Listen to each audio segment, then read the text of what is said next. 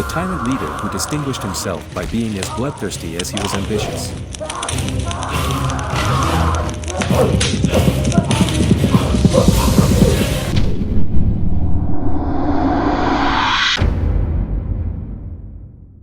Phalaris, whose name echoes through the corridors of history as an echo of cruelty and tyranny, was an intriguing and sinister character who left a mark on the political and social landscape of ancient Greece. Born in the 6th century BC. In the city of Acragante, in Sicily, Phalaris rose to power as tyrant of the city of Agrigento, and his reign became a dark chapter in the chronicle of despotic rulers. The character of Phalaris is remembered primarily for his twisted wit and propensity for extreme cruelty. He is credited with the creation and use of an instrument of torture known as the Bull of Phalaris, a bronze structure in the shape of a bull that was used to enclose victims and cook them alive by means of heat generated by a fire fed from below. This atrocious device became a symbol of his reign, where brutality and sadism were rife. Welcome to the Diary of History. Faláris was a leader who distinguished himself by being as bloodthirsty as he was ambitious, and at the same time, a ruler who promoted the arts and culture. However, his legacy is an archetype of tyranny marked by deep contradictions. Phalaris detractors described him as a monster, and in contrast, his actions also transformed the small colony of Acragante into one of the most powerful cities of Magna Greece. Throughout his reign, Phalaris deftly navigated the turbulent waters of politics, facing internal conspiracies, the Carthaginian threat and the treachery of his own fellow Greeks. His wit, daring and strategic skills aroused the envy of his contemporaries and gave rise to a dark legend surrounding him. Phalaris was born in the city of Acragante, also known as Agrigento in its Latinized form, in Magna Graecia, in the 6th century BC. His birthplace was located on the southern coast of the island of Sicily, in what is now Italy. At the time when Phalaris first saw the light of day, this region was a melting pot of cultures and civilizations, influenced by both ancient Greece and the indigenous cultures of Sicily and the colonizing powers, such as Carthage. Magna Graecia, an extension of mainland Greece into southern Italy and Sicily, was a meeting point where Greek ideas, culture and politics merged with local traditions. Acragante, in particular, stood out as a prosperous and powerful city during this period, thanks in part to the rule of Phalaris and his ability to consolidate power and expand the city's influence. The age in which Phalaris was born and ruled was a period of cultural and political effervescence in ancient Greece, marked by the creation of important literary and philosophical works. It is said that, while Phalaris was still in her mother's womb, she had a shocking dream in which the god Hermes visited her. In his right hand, Hermes held a cup from which he incessantly poured blood, which flowed like an unstoppable fountain. Soon, the woman's house was flooded by this blood in the dream, which woke her up terrified. After this chilling dream, Phalaris' mother sought the guidance of the oracle for answers. The oracle predicted that she would give birth to a son who would be famous for his cruelty. Surprisingly, the oracle's prophecy was more than fulfilled. From birth, Phalaris was destined to perpetrate some of the most horrific cruelties recorded in history, becoming a grim and sinister figure who would leave a mark on the story of ancient Greece. Although the precise details of his rise are not entirely clear due to the lack of historical records from that era, some key elements that contributed to his rise to the throne of Acragante, the ancient Sicilian city, can be identified. Some sources suggest that Phalaris may have come to power with the help of aristocratic factions seeking to consolidate his position. Once in power, Phalaris ruled with an iron fist and consolidated his authority through cruelty and oppression. According to the historian Diodorus Siculus' account, Phalaris is initially neither a ruler nor a tyrant, but a skilled cook with a cunning mind and an insatiable appetite for power. It all begins with a seemingly harmless commission, the construction of a temple dedicated to Zeus, the supreme god of the Greek pantheon, in the city of Acragante. The king, trusting in Phalaris' skill as a cook, entrusts him with this monumental task. However, behind the facade of a humble cook, Phalaris hid ambitions that went far beyond the kitchen stove. So he seized the opportunity to sow the seeds of betrayal. He convinces the workers in his charge that, instead of working on the construction of the temple, they should secretly forge weapons. This master plan lays the groundwork for a conspiracy that will change the future course of history. Once the workers have clandestinely manufactured an arsenal, Phalaris takes the next chilling step in his quest for power. He uses the very workers who had trusted him to carry out a sinister plan, to assassinate the king and his closest supporters. Diodorus Siculus' account highlights not only Phalaris' cunning but also his relentless determination to achieve his ambitions. The power he desired was within his grasp, and he did not hesitate to betray the king's trust and confront him directly to get it. In his early days of rule, he showed himself to be a ruler dedicated to improving all aspects of the lives of the Acragantes. He distributed resources to the underprivileged and spared the possessions of aristocrats, trying to persuade them through diplomacy to become officials and advisors to his government. He focused on enriching the city of Acragas economically and culturally, constructing temples and public buildings, providing canals to improve agriculture, and extending the city walls. However, despite his efforts to rule justly and enrich the city, the shadow of tyranny always followed him.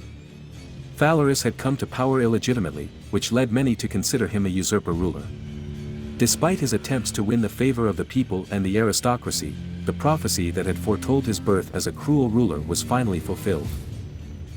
Phalaris' reign was marked by a drastic turn toward cruelty. Thus, he punished those who conspired against him, such as the aristocrats Aristodemus and Timocrates.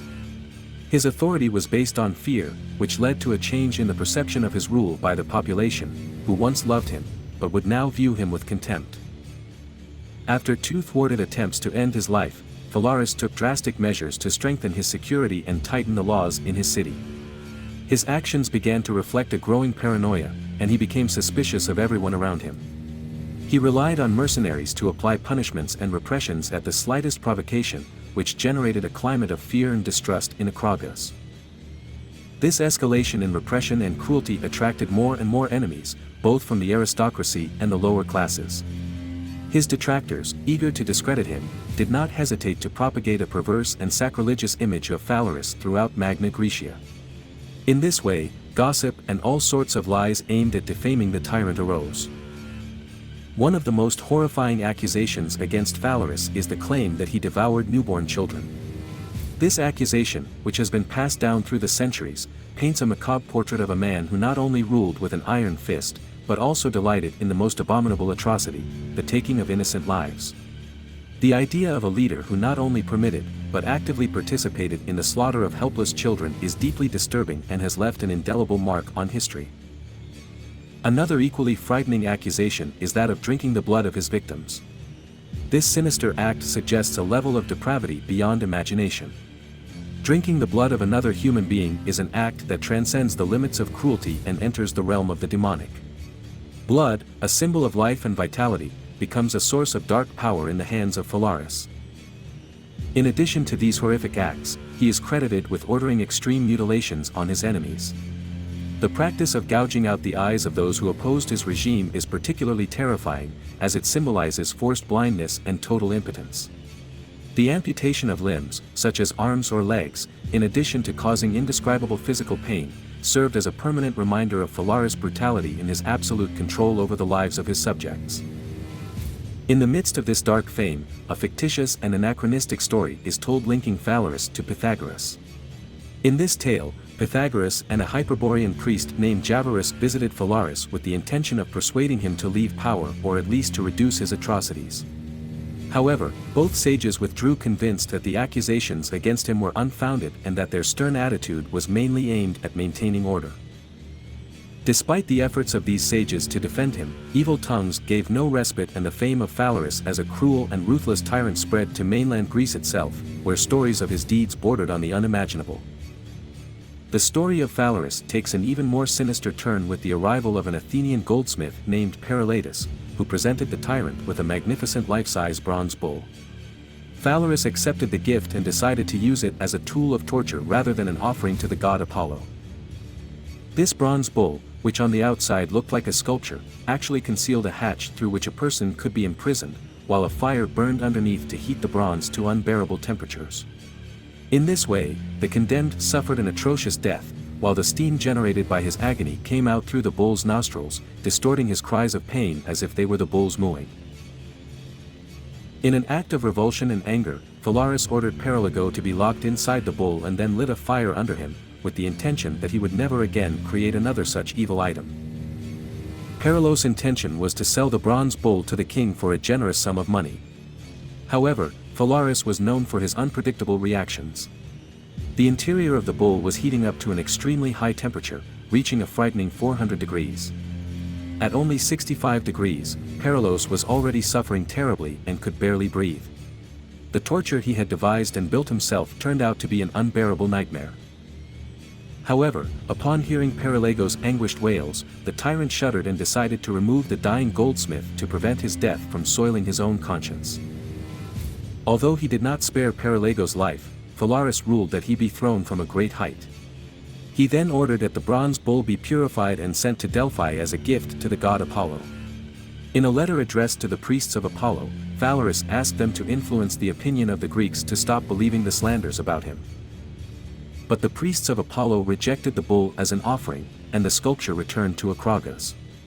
Some say that Faláris hid the bull in a temple at the top of Mount Ignomo to avoid having it in sight, while others claim that he used it on several occasions to punish his enemies. Be that as it may, this method of torture became a sinister symbol linked to the name Faláris and his infamous legacy of cruelty in ancient Greece. Likewise, the Phalaris bull is credited with the tragic story of Empedocles, the athlete laureate of the Olympic Games, in a tale that echoes down the centuries as a grim example of envy and cruelty. This dark episode, narrated by the poet Pindar, is set against the backdrop of ancient Greece, where athletic glory and the envy of the powerful were intertwined in a deadly dance. Empedocles had reached the pinnacle of his career as an athlete, winning the prestigious chariot race at the Olympic Games, an achievement that elevated him to fame and the admiration of all. His skill and virtue made him an idol among the Greeks, but also aroused the jealousy and envy of Faláris, the tyrant of Acragante. Driven by a mixture of envy and resentment towards the successful athlete, Faláris devised a perverse plan to end Empedocles' life and, in the process, erase his renown from history. He invited Empedocles to his sumptuous palace with the apparent intention of honoring him and showing his appreciation. However, behind this facade of courtesy lurked a deadly trap. Once inside the palace, Empedocles found himself trapped in a macabre fate. The tyrant Phalaris, jealous of the athlete's fame and virtue, threw him to the infamous bronze bull that had become an atrocious symbol. This instrument of torture, designed to cause indescribable suffering, became the death trap in which Empedocles. The end of Faláris marked the climax of a life characterized by cruelty and despotism, and his final fate is a narrative that endures through time as an example of poetic justice. The opportunity to end the oppression of Faláris finally came through an insurrection led by a group of conspirators, which included Tyranny, a prominent citizen of Acragante. These brave rebels united with a common purpose: to end the tyrant's reign and free their people from the unimaginable suffering they had been subjected to for so long. The plan was arduous and dangerous. They knew they would face the merciless wrath of Faláris if they were discovered, but they were willing to risk their lives for the sake of freedom and justice. At the heart of the conspiracy was an elaborate plot that required meticulous and stealthy execution. The opportunity presented itself when Faláris was alerted to the conspiracy.